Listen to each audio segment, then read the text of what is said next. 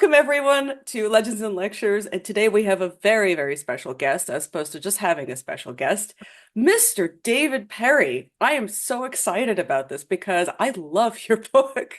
Thank you. And early Middle Ages is my wheelhouse as it is yours, but you have a very specific turn on it, and we are going to talk a little bit about your new and upcoming book that's coming out in December, December 10th. But first, please introduce yourself and tell people what you do for those who don't know. Thanks so much for having me, Michelle. I'm just thrilled to be here. So I am a medieval historian. I was a professor for 10 years at a wonderful little school in Chicago called Dominican University.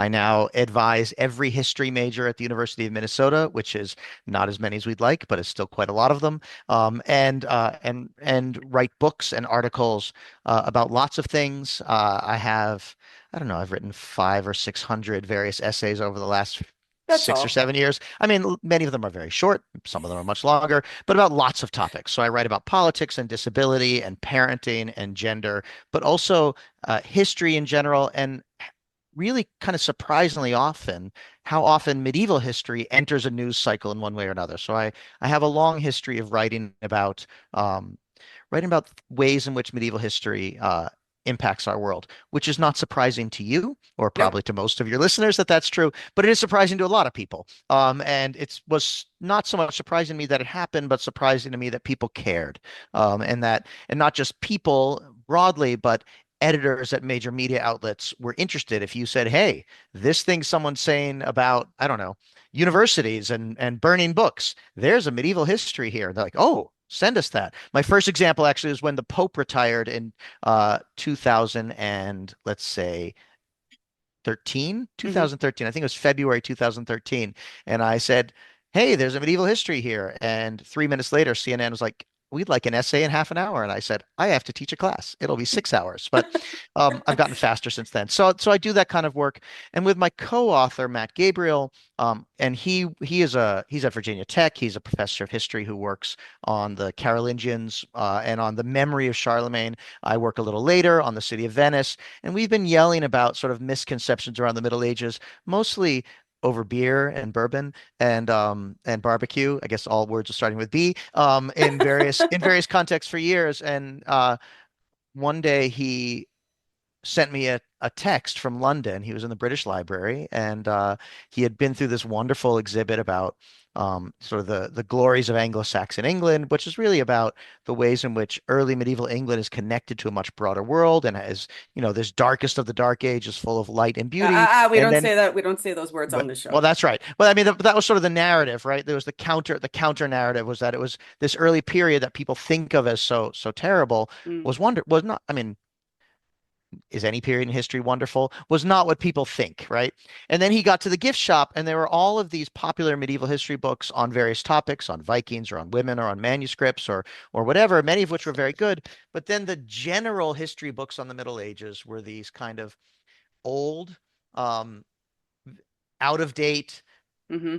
poorly structured books. So, like the famous book, William Manchester's The World Lit Only by Fire. Well, you know, yeah, I guess they didn't have electric lighting, but that was true until what, 1900? So he's talking about medieval Europe as that world. Or Norman Cantor, who, as well as being extremely sexist in a lot of his writing, and being an anti-Semitic Jew. That's complicated. But he wrote things about Wow. women and Jews during the Middle Ages, which I do not endorse and I do not think are historically accurate. But also, he wrote it in the 60s. He wrote this famous book about the Middle Ages in the 60s, and we have learned some things about the Middle Ages in the past 60 years. And he is not writing a new one because he is dead. So, Well, my um, my my yeah, wheelhouse. yeah, Because today, for those who don't know, today we are filming on Halloween, and it's the true. Irish Tourist Board put out a horrible thing saying that was written by a Google AI. None of it was true, and really, and I made a video. Most of it, most of our ideas about Halloween. Halloween is a medieval holiday.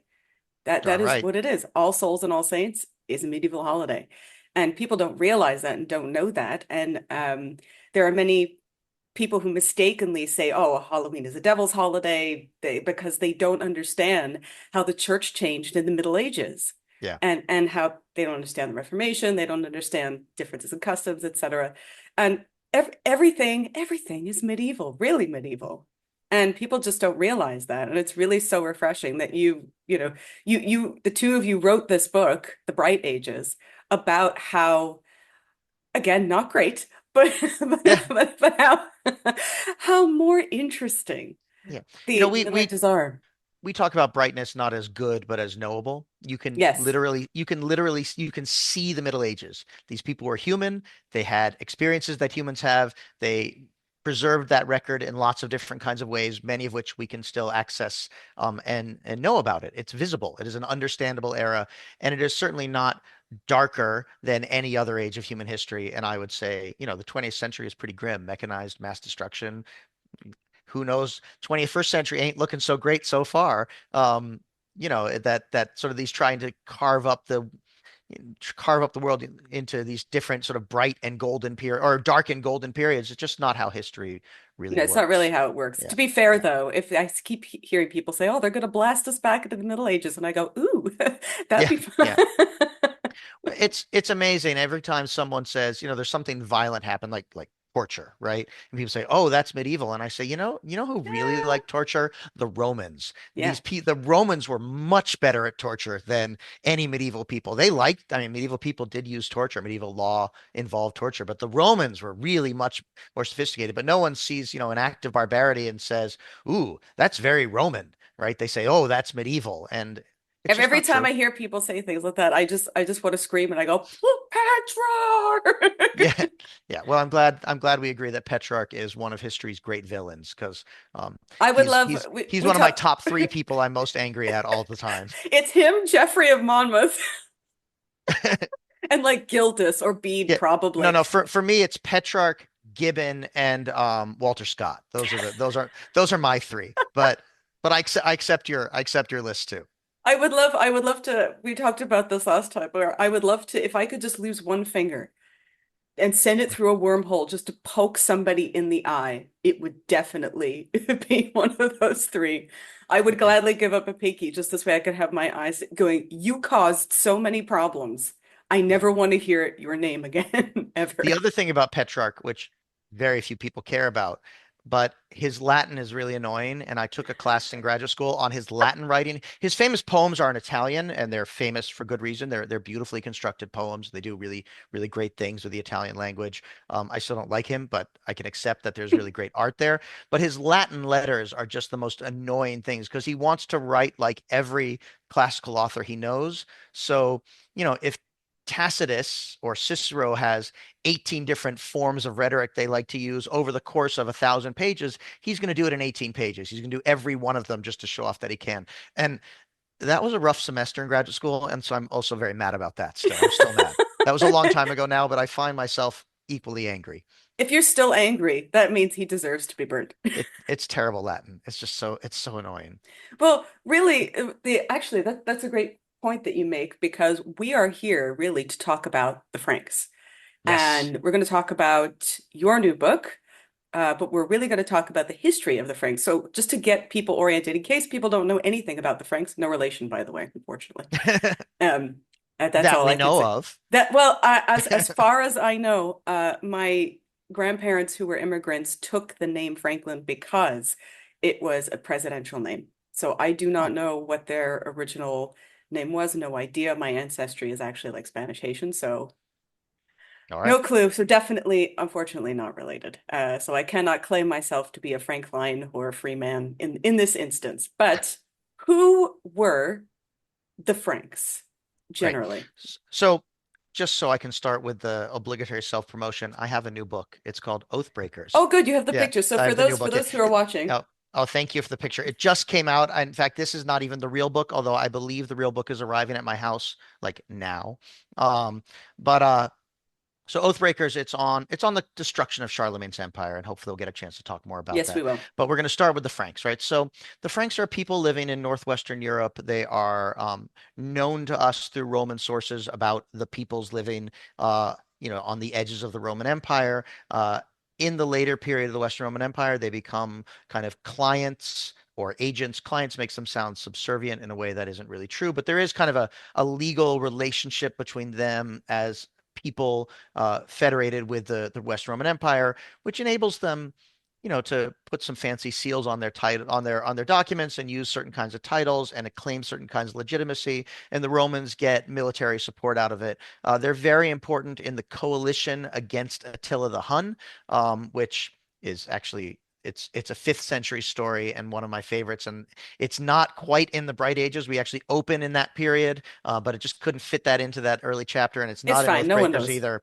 It's But fine. I want to talk more about Attila the Hun one of these days, because it's great. But there's this kind of interesting pan regional coalition that comes together to defeat Attila the Hun, and they do.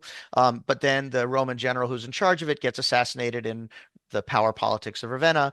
And with one thing or another, I've just skipped the debate about the fall of the Roman Empire. We're not going to do that It's debate, fine because it but never really with fell. yeah, with one thing or another, the Franks emerge as this independent, fairly powerful, fairly well organized people in northwestern Europe, expanding south into areas we could consider today that we would call northern France, right? They're expanded into that area, and they're expanded into something of a political power vacuum. There are the Vandals and the Visigoths and the Burgundians and other peoples moving through and claiming territories. There are lots and lots of elite Roman families who are still around, and the Franks fight where they need to fight and make alliances where they need to make alliances. There's a dynasty called the Merovingians, named after sort of a hereditary founder, Merovech, whose origin story Was he involves real though? I don't know. I have no opinion of that. I am skeptical about the origin story that his mother was raped by a sea monster. But Well, that's totally real. that is the origin story of Merovech, as far as I'm aware. But there's this powerful family. There's a guy named Clovis, which is the same name as Louis. It is his fault that every book about France is filled with guys named Louis, which is Hmm. very annoying if you've just had to write one, which I just have. But this guy Clovis, he converts to Christianity. I mean, but he converts specifically to Catholicism. Um, and he does that for any number of reasons, but the savvy political one is that his enemies are either pagan or have converted to Arianism, which is another form of early Christianity. It has nothing to do with Aryan nation or Aryan people. That's another aside that we can do another day. But he converts to Catholicism. The Roman elite families are mostly Catholic. He gets the church on his side as both kind of a propaganda and bureaucratic wing, and this helps him establish a fairly substantial regional kingdom of his family, with then lots of other very important elite noble families, both Frankish directly or connected into his Frankish sort of kinship networks. That becomes the Merovingian kingdom or the Merovingian empire. So that takes us from, let's say, 500 to 750, and our book really begins in 750. Okay, so what languages then did the Franks speak? So mostly what we get is Latin. They certainly spoke vernacular languages, which we could call Frankish, and we should not call French, No, because no, the because French is languages, a Latin language, yeah, and and also, I mean, it yeah, comes along later, right? But they are speaking a Germanic language, and I actually don't know how much we know about sixth century Frankish as in terms of the language. I don't know the answer to that. not much. I know who would know the answer, but it's not me. And maybe it's you. Oh But no, I can't. Honestly, we yeah, really don't know much because yeah, it yeah, is it Latin is Latin, and we right, borrow a lot of their a lot of Germanic loan words, so things like "ger" and that kind of thing. But we don't really know yeah. much about what they spoke. But people speak vernaculars, right? And Yes, and dialects. Yeah. sometimes the vernacular is a form of Latin and sometimes it's not. And over time, it's clear that the vernacular becomes Latinized in this part of Europe. Mhm. So there's Germanic kind of Latin hybrids of various sorts in ways that, begin to feel more or less familiar to us in some ways. But I know because I'm a medievalist, I've been trained a lot in Latin and quite a bit in French and German and Italian and Spanish and English. And when I encounter our limited words from this period, they are not recognizable to me. That's just not. I'm sure a linguist could explain the roots in ways that make sense if that's what, a real philologist who really knows the stuff, but that's not me. So we talked a bit about the Merovingian dynasty. Yeah. So what is the Carolingian dynasty, and how did that come about? So after some time, the power of the Merovingian kings is really attenuated. And the people who are more or less running the show are the mayors of the palace, which you can kind of interpret here like as major domo, but that or maitre d', right? But that makes you think about restaurants or hotel staff, and that's not what's going on. But they're the people who ran sort of the royal estate to what extent there was. They command the armies. There's a guy named Charles Martel. Hmm. So the word Charles is Carolus in Latin. Carolingian comes from him and perhaps also his more famous grandson, Charlemagne, Charles the Great. But that's the Carolingians, right? So they're the family of Charles, the family of Charles Martel. He is the military leader. He famously wins an important, if not as important as Edward Gibbon says, battle fighting against a raiding force out of Al-Andalus, the Iberia, the Islamic kingdoms of Iberia, around the city of Tours, which is driving, it's only an hour or so south of Paris, so it's pretty far in there. Um, but also he's very good at playing the power politics of the region, backing some nobles, fighting other nobles, working with some Islamic rulers, working against some Christian rulers, and building a power base more directly focused around him. And when the Merovingian king dies, he doesn't really see the need to replace them. And then his son comes around in the 750 or so. And the story that we're told is that the Merovingian kings, no one cared about them. They had no power. They just had sort of long hair and rode around in a cart and did parade and wave, sort of like the English monarchy, right? They Yeah. did ribbon cuttings, things like that. But that Pepin, Charles Martel's son, was really the guy running the place. And Pepin just said, I think I'll be king. And he said, hey, Pope, can I be king? The Pope said, sure, and got him anointed in the style of the Old Testament kings. And the Merovingians really happily went off to a monastery. Yeah, so But, Charles Martel but wasn't a king, but he no, acted Charles like Martel one. was not a Yeah. king. He was running the place, but he wasn't a king. The thing about these titles Yeah. is they only mean something if they mean something, right? They don't. When you become president, this is a couple days before the election, right? At least in theory, certain kind of powers accrue to you as a person because of the office. That is just not the case with the title king. The powers come that you can claim, that you can make work. And especially in these early medieval periods, there's a lot of importance in the title, but it's not like Charles Martel gave an order and someone said, "Oh no, you don't have the title king. We're not going to listen." That's just not how it. This is not how it works. But what I wanted to say is there's this story, this legend of the Carolingian dynasty that everyone basically just kind of agreed that Pepin should be king, and that was that. There's the main source we have for this is something called the Royal Frankish Annals, and they start around this time. And the job of an annal, ANNAL, is just to record what happens every year. That is its one job. Is say in the year 747 this happened, in the year 748 this happened. And they make selections, and sometimes it's more about crops and agriculture and comets and things, and sometimes it's more about the death of important figures or whatever it is, depending on where it's written. Somehow, for the years right when Pepin takes power, we do not have those years in the annals. How Um, Now, convenient. it could be just that they forgot to write them or that only those years didn't survive. But my co-author Matt and I, we think that instead what's happening is that this was not a bloodless coup, that there is bloodshed and violence right at the founding of the Carolingian order, or the Carolingian dynasty when they take over this territory, and that they immediately wanted to not talk about it. So flash Uh, forward almost 100 years, and we have the Civil War we're talking about in Oathbreakers between the grandsons of Charlemagne, so the great great grandsons of Charles Martel.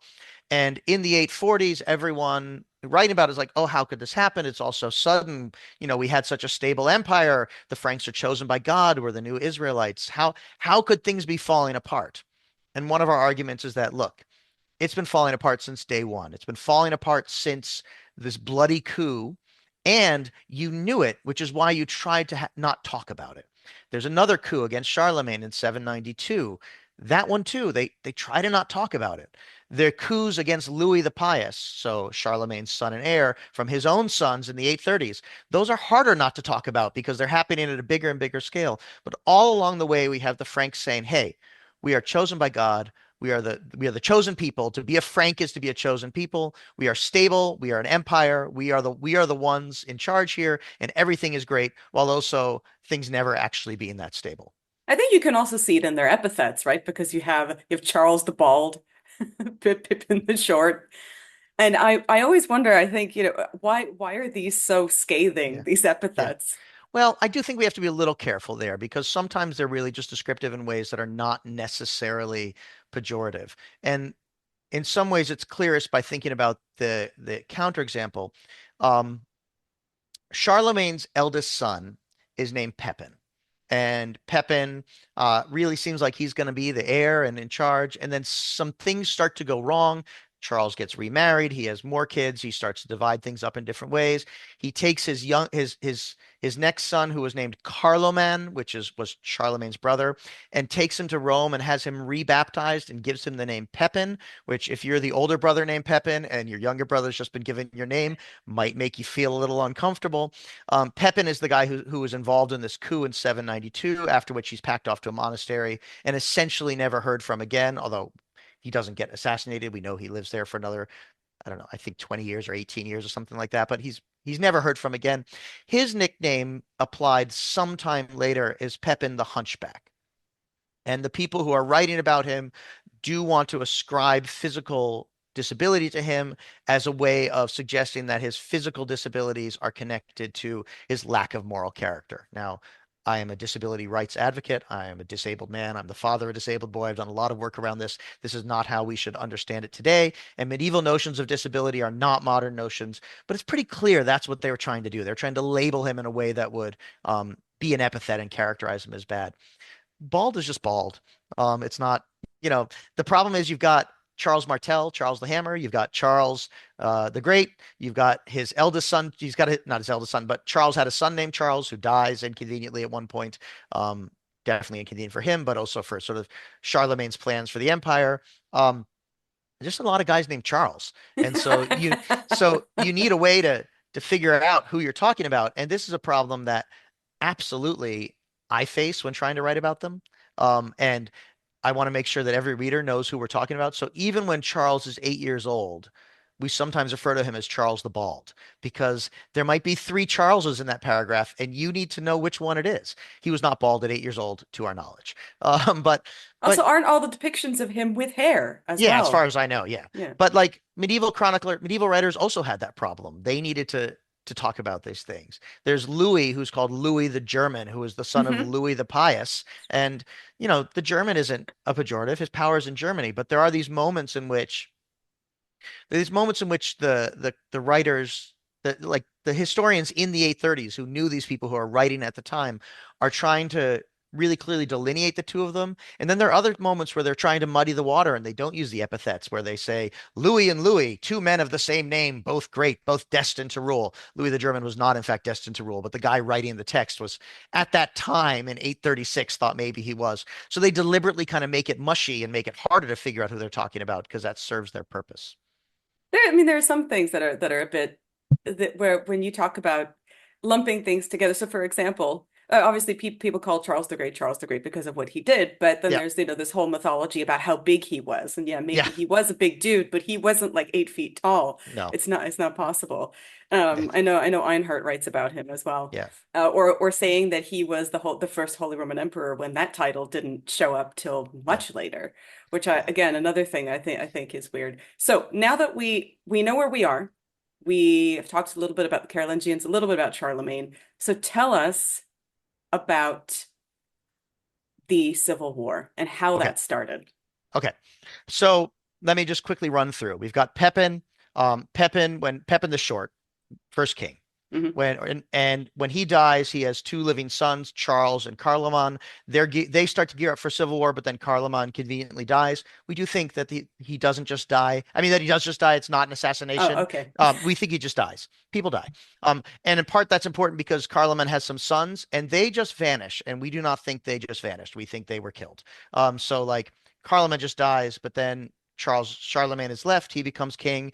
He rules 800. He gets crowned as emperor. That's a whole story. I think that's chapter 2 in Oathbreakers. You can read about that there. Um, he has any number of legitimate and illegitimate sons.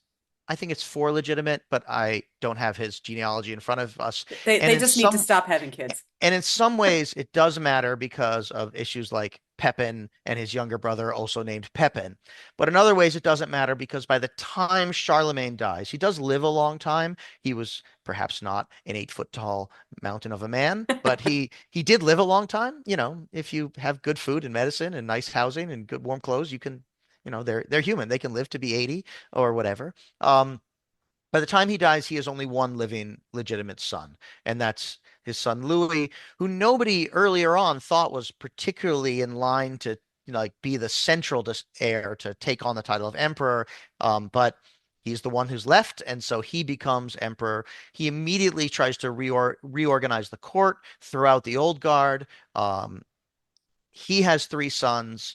He actually has 4 sons: Lothar, Pepin, Louis, and then by a new wife, a much younger son, Charles. So part of this is family politics, right? This woman, Judith, who he marries, she has a son. She's like, hey, now I have a son. Let's name him Charles. That's not a loaded name at all. Oh God. And, you know, then you've got the older boys who are like, huh, now we've got this little kid brother who, you know, is 18, 20 years younger than them. So a lot, right? There's these moments in which there are these coups being staged and people are fighting, and Charles is 8. When we get to the big Civil War, Lothar and Louis are in their 30s, and Charles is 18, and his mom is still like hanging out with him and giving him advice. And like, just think about that, right? Think about you've got the mom and the 18-year-old, and then you've got these men in their 30s who already are married, already have kids, already have families, right? It's dramatic. Imagine if we, you know, if George, not the people who make, you know, Game of Thrones buy this and then make their $10 million or $100 million episodes, right? Who they would cast. Obviously, I hope that happens. But also it just sort of helps me to think about it, right? You've got these men in their 30s with families and kids, and then you've got this boy, this teenage boy. Um, so anyway, there are these coups in the 830s, both of which are sort of successful in that Hmm. Louis the Pious is humbled each time, and both of which are not successful in that Louis the Pious, they never depose him, they never stick him in a monastery, they never execute him. But he finds his way back into power with some kind of agreement, and then he really manages to seize control again. But he also never really punishes the plotters. So there's this decade of instability with Louis the Pious, his 4 sons, and then Pepin, his middle son, just dies again, as happens. And Pepin leaves an heir, though.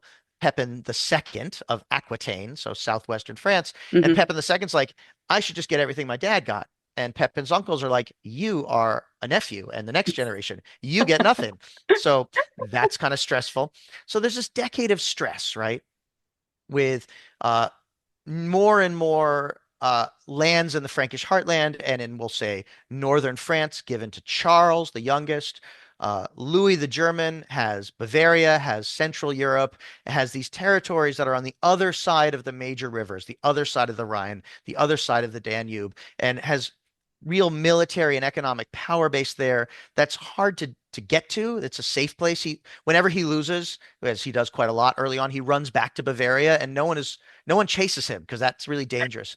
We've got Lothar, the eldest son, in the Frankish heartland, you know, presumed to be heir, and he also has Italy. Again, Italy's on the other side of this little inconvenient thing called the Alps. So, like, if you're in Germany and Lothar is in Italy, he might as well be on Mars. I mean, you can't Yeah. send. I mean, if it's winter, you literally can't send him messages, and you certainly can't easily march an army down over the Alps to bring him to heel or something like that. So you've got these people with their power bases. You've got lots of discontent across the board. You've got people whispering in the ear of the king saying, "Oh, Louis is secretly bad," or "Oh, Lothar's secretly bad." We talk about them as these Grimo Wormtongue kind of characters. Um, so Louis the Pious dies in 840. So we have Pepin the Short in the 750s. We have Louis the Pious in 840. Between that, we just have a few generations because Charlemagne lives for so long and Hmm. rules for so long. Um, and Louis lives rules for decades as well. Like these are long-lived rulers, which is good and bad. Good in that there's stability, and bad in that there's chances for a lot of factions to build up and tensions and anxieties. And also, you have kids, and then your sons get old, and your sons want independence and they want their own power. So when he dies, the Civil War, in some ways, it sounds kind of small to a modern audience. Excuse me. And that this is not a civil war about who's going to be emperor. They're not fighting for the throne, right? everyone agrees Lothar is going to be the emperor. But there, and everyone agrees that Louis is going to be king in Bavaria, and Charles is going to have sort of a kingdom in northwestern France. They are arguing about who gets to rule Aquitaine, with this guy Pepin the Second, the nephew, saying it should be me, and Charles saying you're just my nephew, it's going to be me.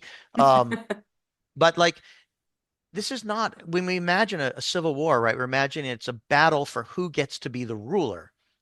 That's not what it is. It's a battle for what it means. And this is why earlier on I said, like, being king doesn't mean anything unless it means something, right? It doesn't Hmm. innately carry something. So Lothar is going to be emperor. But what is that going to mean? What can he tell his brothers to do? Who gets to decide who controls bridges and mints and monasteries and lands that bring in revenue and soldiers, right? Who gets to appoint bishops to be these major figures in cities that have enormous economic and military and political cultural significance, right? Who gets to decide what? Can Lothar appoint a bishop in Paris, or does Charles, controlling Paris, get to appoint the bishop in Paris? This is what the Civil War is about. And it does sound small, but obviously it isn't to them because they're willing to kill and fight for it. So that's what the Civil War, and it breaks out almost immediately with Lothar saying, okay, I'm emperor now. Here's the deal. And Charles and Louis saying, this is not the deal. And then armies are summoned, and we end up in a couple-year period of a lot of chaos. Can you talk a little bit about the Treaty of Verdun? Okay, so that I'm just looking for a date.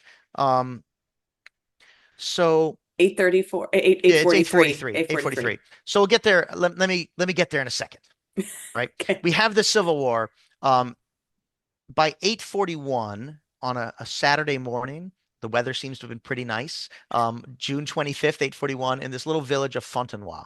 Um, not particularly important, not a big significant, it's not a river crossing, it's not a capital, it's not, it's not Paris, it's not Aachen, it's just a place where the armies all of the armies meet up and decide, okay, I think we're going to win. Let's have a battle. And all the sides think that they're going to win, or at least might win, and decide to have a battle. And there are lots of near battles before this, but essentially one side always successfully runs away, which is a normal thing to do. No Hmm. one, it's not about bravery. In None of the Franks thought, "Oh, you ran away. That's bad." It's like, "Oh, you ran away. That was very smart. Make sure you keep running away effectively and rebuild your power." But if you run away forever, then people are like, "Well, maybe he's actually just weaker," and then that is a problem. So the armies come together. They fight this brutal battle. It's kind of an astounding battle, and the level of slaughter is unprecedented for Franks killing Franks, right? They were happy to fight non-Franks, and they could be very violent. But when Franks killed Franks in battle, it did happen. But then as soon as the battle is over, you sort of go back to your corners, you heal the wounded, you reopen negotiations. And this time, Lothar's forces lose and retreat, and Charles and Louis's forces that have come together at this point chase them away and keep fighting and killing as the enemy runs away. So that's 841. But it doesn't end the Civil War because Lothar immediately goes back north to the capital, to Aachen, collects a lot of wealth, and puts out rumors that one of his brothers is dead and the other one is injured.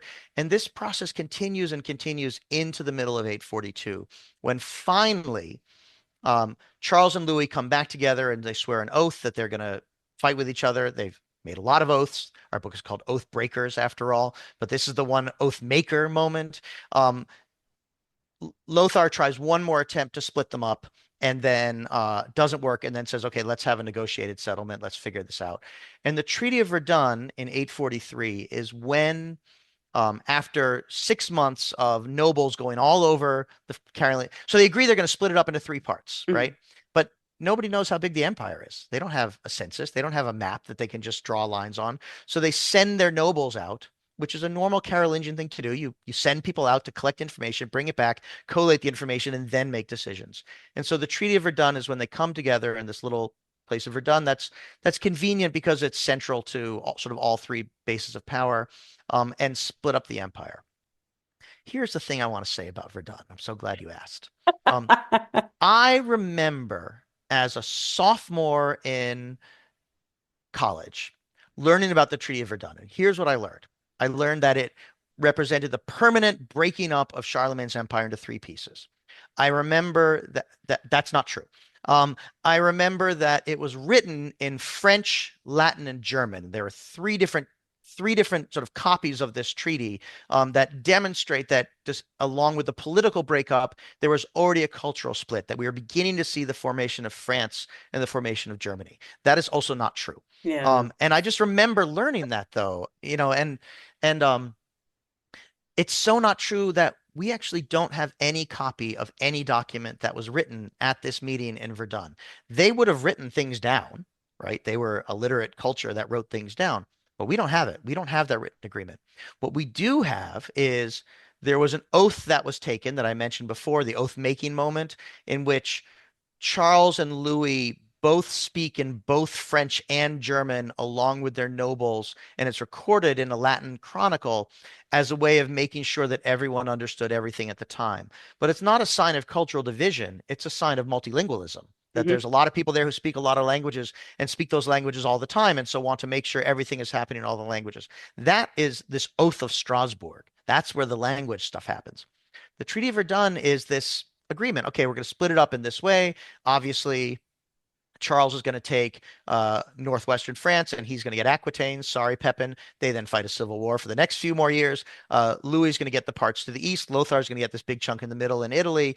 Exactly who gets what where really matters. And it matters a lot to the nobles because the nobles in Charlemagne's empire and Louis the Pius's empire might have had territories in all the parts. And so suddenly they're only going to have territories in one part or another. And some people lose out and some people gain and some people fight about it. Excuse me. And but they don't know in 843 that the Civil War is over. They just know that they have signed a ceasefire. Hmm. They know that, hey, we've got Vikings invading from the north. We've got North African Berbers and Arabs and Muslims invading from the south. We've got the Byzantine Empire sending us letters and saying, hey, can you help us out with this problem? We've got rebels in Saxony. We've got you know the conquest of southern Italy and the popes by North African forces. The Pope saying, "Hey, that's southern Italy. That I'm in central Italy. Could you come help us real quick?" So there's problems, right? Um, there's some bad weather. There are comets in the sky, though that's actually a little earlier. But right, they feel like okay, we need to stop fighting right now. But there's no reason that a year or 2 years or 3 years later they couldn't go right back to it. Um, but that's not what happens. And it's not what happens because they get pulled in different directions because Charles gets really focused on Aquitaine, Lothar gets really focused on Italy, people die just from getting older. And so in the end, there is never a moment in which this particular kind of hostility is fully resumed. Charles the Bald, late in life, actually kind of tries it, but then he loses a big battle, and so that's the end of that. And it's easy with hindsight to look back and say, oh, the Treaty of Verdun, that's when they signed the treaty, breaking the empire, done.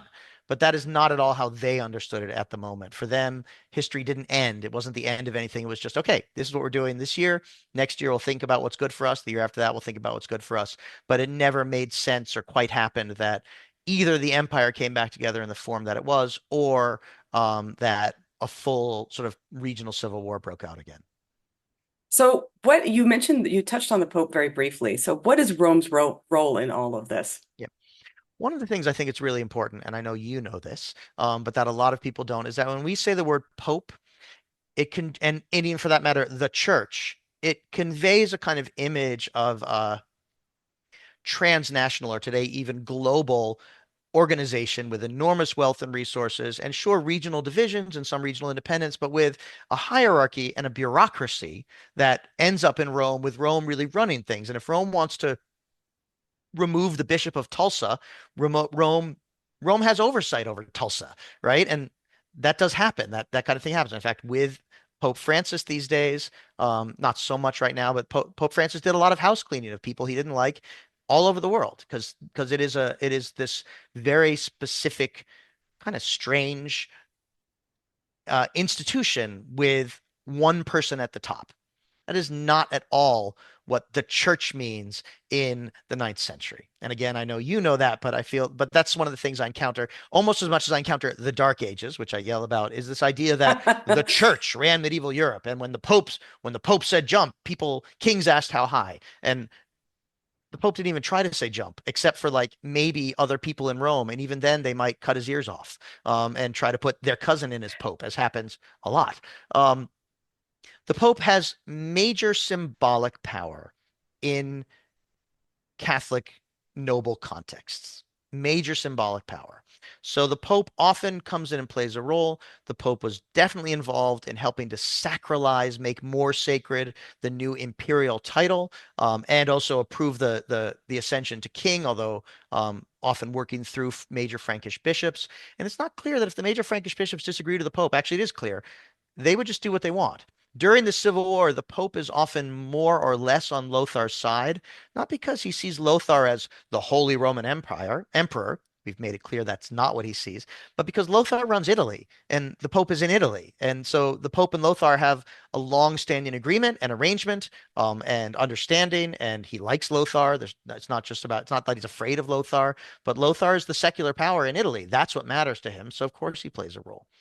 There is one interesting moment in 833. This is one of the coups against Louis the Pious, in which there's this field, which then becomes known by Louis the Pious's guys as the Field of Lies, which is kind of a great title, right? That's amazing. So Louis the Pious is on one side of the field, and Lothar and Louis the German, his sons, and I think Pepin, I'd have to check on that. I think are on the other side, and they each have their armies, and they basically are trying to encourage the other side to surrender. No one wants to fight. This is not, and it does not lead to a fight. And this goes on for several days. And the Pope is the go-between, but the Pope is in Lothar's camp, who then goes to Louis's camp and says, "Hey, you have committed these sins. You've done these wrong things. You need to surrender to your sons." And Louis says no. And the Pope goes back home. He said no. But it's not that the Pope is a neutral go-between. The Pope is a respected go-between, but really coming out of Lothar's camp. And it ends with one night, almost all of Louis the Pious men defecting and going to the other side. And then Louis the Pious says, "Oh crap, I guess I lose. This is the field of lies. Now you have won the coup and it's all over for me." And that lasts for a couple of months. And then Louis finds his way back to power. But so the Pope is important, but not that important. And here's one more example. One of our best sources on that big battle, that sunny Saturday morning in June, right, is the history of the bishops of Ravenna. So Ravenna is this major city I mentioned earlier, this imperial city on the eastern coast of Italy. Really nice place. You should all go there. It's where these lovely mosaics are that decorate the Bright Ages. I like Ravenna a lot. It's still a major city in the ninth century. It's no longer the capital of the Western Roman Empire, but it is a major city, and it's a major city whose bishops think we shouldn't have to listen to Rome. We've been around as long as Rome, if not longer. We were as important as Rome, if not more important. So Archbishop George of Ravenna actually takes his monks and priests and an enormous amount of wealth and crosses the Alps to join Lothar's army in the spring of 841. Then when Lothar's army loses, George gets captured and has to go back home, and he does not get sent home with all of that wealth. And the guy writing the history of the bishops of Ravenna is from a different noble family and does not like George and writes this really nasty sort of history about him. But the point that I want to make is that here is another major Italian bishop, right? It's not just that the Pope can't tell an English archbishop or a northern German archbishop what to do. He can't even tell Ravenna what to do, which is not very. It's just down the road, so to speak, right? Yeah. It's Western Central versus Eastern Central Italy. But the Bishop of Ravenna goes to Lothar and joins his army to say, "Hey, the Pope didn't come, but I came. So once you win, you need to grant me privileges so that I don't have to listen to the Pope." Did Lothar agree? We don't know because it didn't happen. But we do know that was the goal.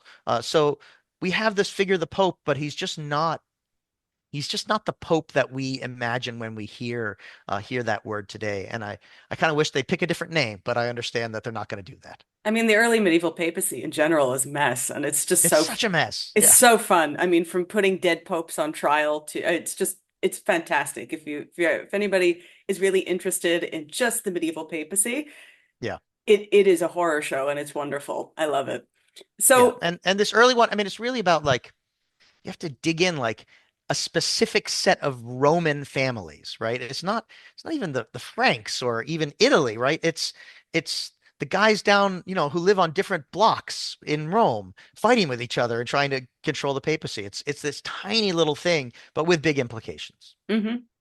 It's so fun though. I love it. So, what would you say is the real outcome of the Civil War? So I do think it is the event that breaks the empire. It didn't have to happen. Matt and I are very interested in contingency and looking at things that could have gone differently. Someone could have chopped off Louis the Pious's head when they took prison.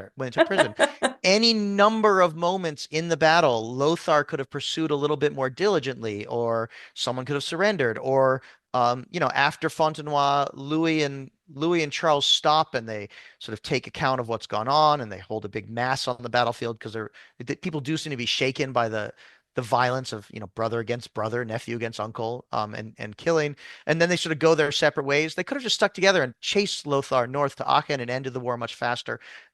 There's a moment in which Louis the German is being chased around by a much bigger army, but he lures them into an ancient meteor crater. It's a very big meteor crater. It's a super cool site, and it is the only site like it on this planet. There are some like it on the moon, these particular kind of impact craters, and some on Mars, but we have one, and it's in central Germany. And because it's a crater, it has lots of valleys and rivers and crags and things. And Louis the German somehow draws his enemy to try to cross one of these rivers and then ambushes him and wins.